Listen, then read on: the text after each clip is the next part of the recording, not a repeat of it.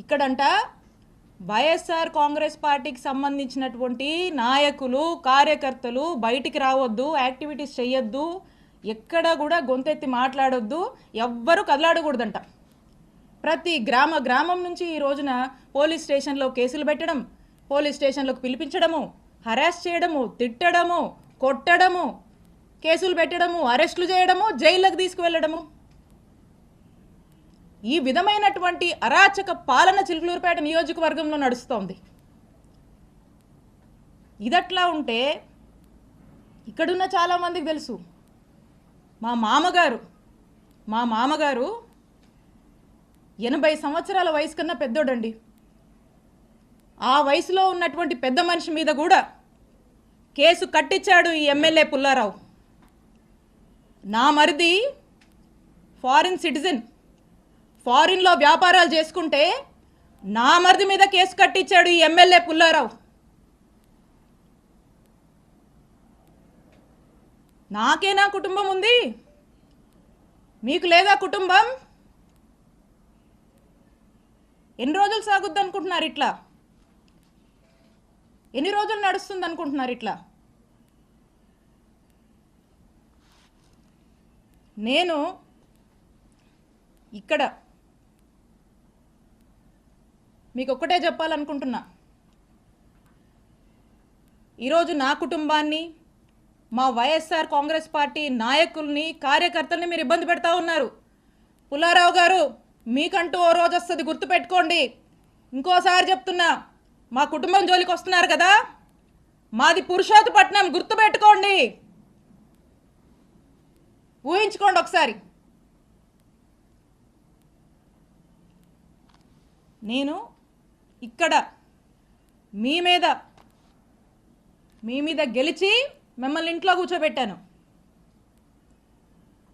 ఇక్కడ 5 ఏళ్ళు నేను పనిచేశా, నేను ఎమ్మెల్యేగా చేశా, నేను మంత్రిగా పనిచేశా. కానీ ఎక్కడ కూడా ఇలాంటి వాతావరణాన్ని క్రియేట్ చేయాల, ఇలాంటి అరాచక పాలనకు మేము ప్రోత్సహించలా. ఎక్కడా కూడా ఏదన్నా కూడా చట్టం తన పని తాను చేసుకుపోయింది తప్పితే మేము ప్రొవోక్ చేసి, మేము మా ఇంట్రెస్ట్లు ఏమి చెప్పి ప్రజల్ని ఇబ్బంది పెడుతూ ఈ రకమైనటువంటి అక్రమాలకు మేము పాల్పడలా. ఒక పీస్ఫుల్ ఎన్వైరన్మెంట్ ప్రతి ఒక్కరికి, అన్ని వర్గాల వాళ్ళకి మేము కల్పించి ప్రతి ఒక్కరు కూడా సంతోషంగా ఉండి, వాళ్ళకి ఇంకేదైనా కష్టాలు ఉంటే వాళ్లకు మేము తోడుగా అండగా ఉండేటువంటి కార్యక్రమాన్ని చేశాం.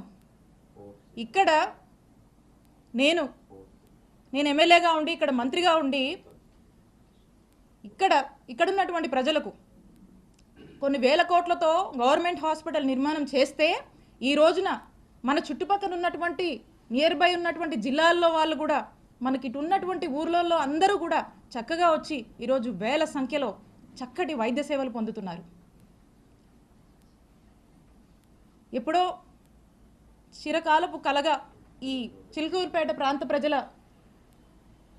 కలగా ఏదైతే బైపాస్ ఉందో, ఆ బైపాస్కి సంబంధించి ఏదైతే ల్యాండ్ ఎక్విజిషన్లో భాగంగా రైతులకు డబ్బులు రావాల్సి ఉందో, ఆ డబ్బులను